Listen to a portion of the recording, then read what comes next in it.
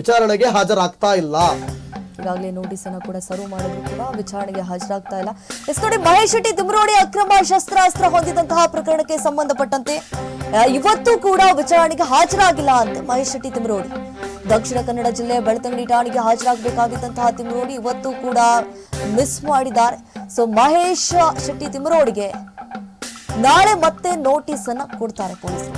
ಈಗಾಗಲೇ 2 ಬಾರಿ ನೋಟಿಸ್ ಕೊಟ್ಟಿದ್ದಾರೆ. 2 ಬಾರಿ ಹಾಜರಾಗ್ತಾರೆ ಅಂತ ಅನ್ಕೊಂಡಿದ್ರು, ಅಂದ್ರೆ ಇವತ್ತು ಹಾಜರಾಗ್ತಾರೆ ಅನ್ಕೊಂಡಿದ್ರು. ಇವತ್ತು ಕೂಡ ಹಾಜರಾಗಲಿಲ್ಲ.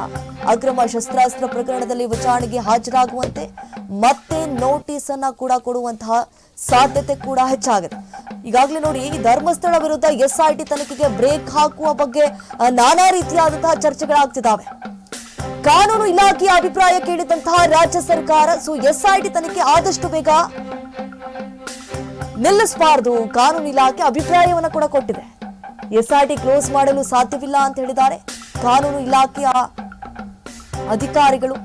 ಚಿನ್ನಯ್ಯನ ಹೇಳಿಕೆ ಕೋರ್ಟ್ ನಲ್ಲಿ ದಾಖಲಾಗಿದೆ. ಈ ಹಂತದಲ್ಲಿ ಅದರ ಮುಂದುವರೆದಂತಹ ತನಿಖೆ ಅಗತ್ಯ ಇದೆ, ತನಿಖೆ ಮಾಡಬೇಕಾಗಿದೆ ಒಂದು ಪ್ರಕರಣ. ಈ ಹಂತದಲ್ಲಿ ತನಿಖೆ SIT ಮುಂದುವರಿಸಬೇಕಾಗಿದೆ. ಯಾವುದೇ ಕಾರಣಕ್ಕೆ SIT ತನಿಖೆ ನಿಲ್ಲಿಸದಂತೆ ಅಭಿಪ್ರಾಯವನ್ನ ಕೊಟ್ಟಿರುವಂತದ್ದು ಕಾನೂನು ಇಲಾಖೆ. ಕಾನೂನು ಇಲಾಖೆ ಅಭಿಪ್ರಾಯ ಬೆನ್ನಲ್ಲೇ ತನಿಖೆಯನ್ನ ಚುರುಕುಗೊಳಿಸಿದ್ದಾರೆ. ತನಿಖೆ ಚುರುಕುಗೊಳಿಸಲು ಸೂಚನೆ ಕೊಟ್ಟಿದ್ದಾರೆ ಸಿದ್ದರಾಮಯ್ಯ.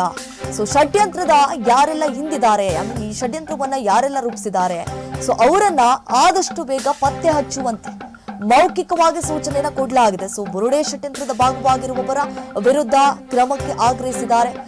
SIT ತನಿಖೆ ನಿಲ್ಲಿಸದಂತೆ ಕಾನೂನು ಇಲಾಖೆ ಈಗ ಅಭಿಪ್ರಾಯವನ್ನ ಕೂಡ ಕೊಟ್ಟಿರುವಂತದ್ದು. ಧರ್ಮಸ್ಥಳ ವಿರುದ್ಧ SIT ತನಿಖೆಗೆ ಬ್ರೇಕ್ ಹಾಕುವ ಬಗ್ಗೆ ಚರ್ಚೆಗಳು ಆಗ್ತಾ ಇದೆ.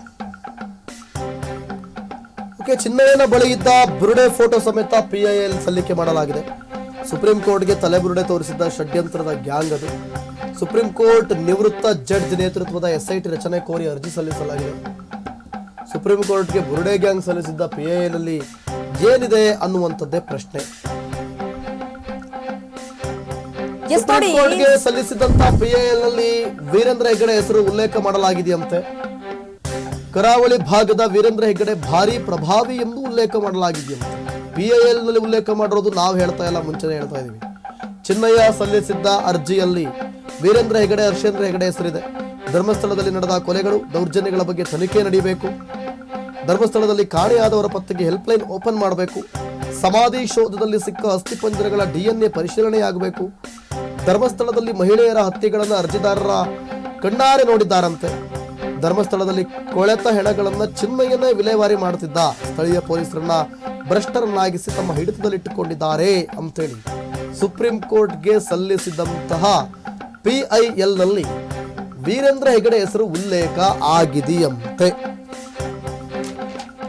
ಇಲ್ಲಿ ಈ ವಿಚಾರ ಒಂದು ರೀತಿಯಲ್ಲಿ ಕುತೂಹಲ ಮೂಡಿಸ್ತಾ ಇದೆ.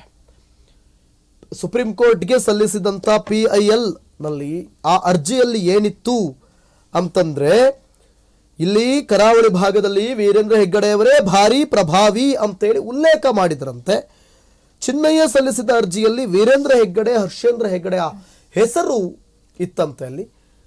ಹಂಗಾಗಿ ಇದು ನಾವು ಹೇಳ್ತಿರೋದಲ್ಲ, ಅಲ್ಲಿ PIL ನಲ್ಲಿ ಆ ಅರ್ಜಿಯಲ್ಲಿ ಉಲ್ಲೇಖ ಮಾಡಿರೋದು ಸುಪ್ರೀಂ ಕೋರ್ಟ್ಗೆ ಹಾಕಿದಂತ ಅರ್ಜಿಯಲ್ಲಿ ಅನ್ನೋದನ್ನ ಕ್ಲಿಯರ್ ಕಟ್ ಆಗಿ ಹೇಳ್ತಾ ಇದ್ವಿ.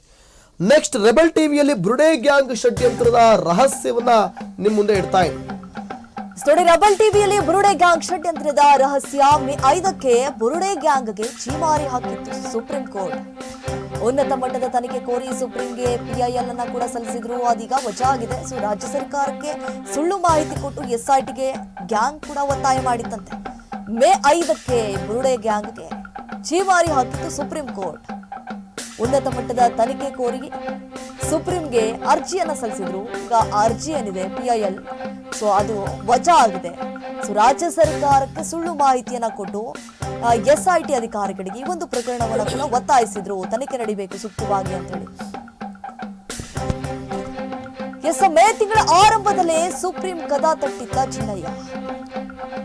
ಬಿ ಗ್ಯಾಂಗ್ ಸಲ್ಲಿಸಿದಂತಹ PIL ವಜಾಗೊಳಿಸಿತ್ತು Supreme Court. Supreme Court PIL ವಜಾ ಮಾಡಿರೋದನ್ನ ಎಲ್ಲೂ ಬಾಯ್ ಬಿಡಬೇಡ, ಬಾಯ್ ಬಿಡದ ಗ್ಯಾಂಗ್.